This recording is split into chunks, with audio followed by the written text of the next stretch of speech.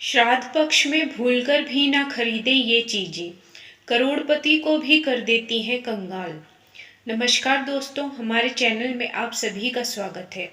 पितृपक्ष की शुरुआत हो चुकी है। 2 सितंबर को सर्वपितृ अमावस्या के दिन पितृपक्ष का समापन होगा। पितृपक्ष के दौरान तिथि के अनुसार पितरों का श्राद्ध किया जाता है। साथ ही जिन पूर्वजों की मृत्यु की तिथि ज्ञात नहीं होती, उनका श्राद्ध सर्वपितृ अमावस्या के दिन किया जाता है। पितृपक्ष के दौरान हमें कुछ नियमों का पालन करने के लिए भी कहा जाता है, जैसे इस दौरान दाढ़ी बाल नहीं कटवाने चाहिए, बड़े बुजुर्गों से बहसबाजी नहीं करनी चाहिए। इसके साथ ही कुछ ऐसी वस्तुएं भी हैं जिनको पितृपक्ष के दौरान खरीदना सही नहीं माना जाता। इन चीज़ों को खरीदने से पितृ नाराज होते हैं। आइए जान लेते हैं इन वस्तुओं के बारे में। 1. सरसों का तेल। अगर आप पितृपक्ष के दौरान सरसों का तेल खरीदते हैं तो पितरों के साथ ही शनिदेव भी कुपित हो जाते हैं, इसलिए गलती से भी इस दौरान सरसों का तेल ना खरीदें।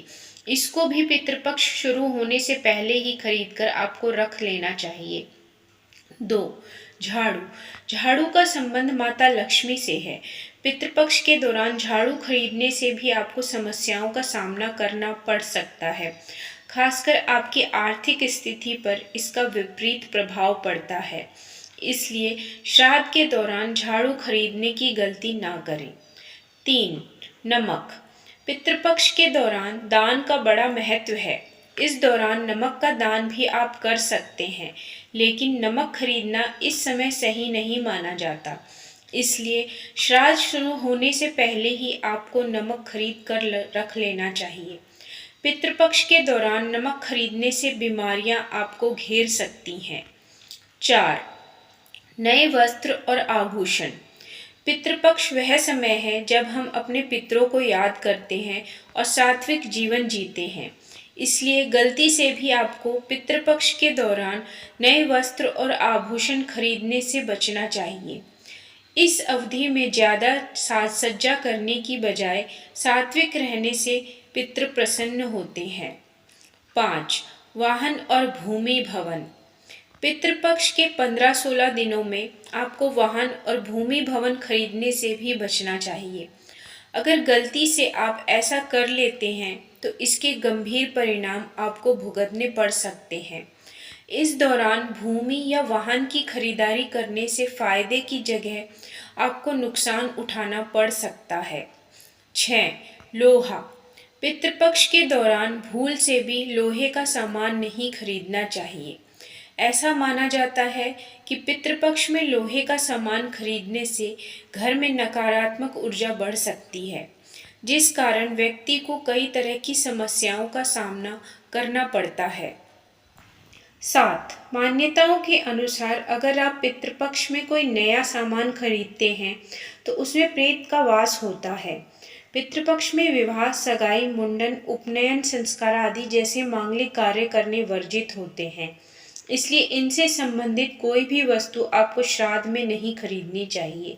श्राद्ध के दौरान किसी भी तरह के नए बिजनेस की शुरुआत करना भी शुभ नहीं माना जाता है। श्राद्ध में इन चीज़ों को खरीदने से पितृ नाराज होते हैं। जीवन में मुसीबतें पीछा नहीं छोड़ती हैं, आर्थिक हानि होती है, नौकरी व्यापार में तरक्की रुक जाती है, रिश्तों और सेहत पर बुरा असर पड़ता है। श्राद्ध पक्ष में भूलकर भी न करें ये काम। 1. पितृपक्ष में तामसिक चीज़ों का सेवन वर्जित माना गया है। इन दिनों मांस मदिरा का सेवन नहीं करें। पितृपक्ष में मांसाहार भोजन का पूरी तरह से त्याग करें। इसके साथ ही लहसुन प्याज युक्त भोजन भी ना पकाएं।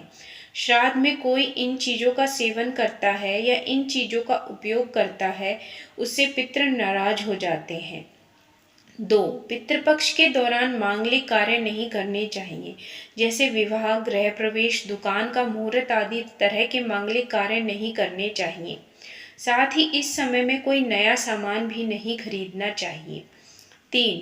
पितृपक्ष में किसी से भी झूठ नहीं बोलना चाहिए। इसके अलावा किसी को अपशब्द नहीं कहना चाहिए। सट्टा खेलना, किसी के साथ छल कपट करना, इस तरह के कार्य नहीं करने चाहिए। ऐसा करने से पितृ नाराज हो जाते हैं। साथ ही श्राद्ध पक्ष में ब्रह्मचर्य का पालन करना चाहिए। 4. पितृपक्ष में आपके दरवाजे पर यदि कोई भी जानवर, साधु आदि आता है तो उनका अपमान ना करें। इन लोगों का अपमान करने से आपके पितृ आपसे नाराज हो सकते हैं। 5. साथ ही घर की चौखट पर यदि कोई गाय, कुत्ता, भिखारी आता है तो उनका अपमान भी न करें। साथ ही श्राद्ध करने वाले को बाल, नाखून और दाढ़ी नहीं कटवानी चाहिए। 6. श्राद्ध के दौरान तर्पण के लिए काले तिल का प्रयोग किया जाता है। इस दौरान भूलकर भी लाल या सफ़ेद तिल के इस्तेमाल ना करें। 7. साथ ही श्राद्ध करने के लिए लोहे के बर्तन का इस्तेमाल नहीं करना चाहिए, ना ही स्टील के बर्तन का प्रयोग करना चाहिए। इस दौरान आप पीतल के बर्तन में भोजन कर सकते हैं और तांबे के बर्तन में पानी पीना चाहिए। यदि आपको हमारे द्वारा दी गई जानकारी पसंद आई है तो वीडियो को लाइक करना ना भूलें और चैनल को सब्सक्राइब जरूर कर लें। आपका बहुत बहुत धन्यवाद।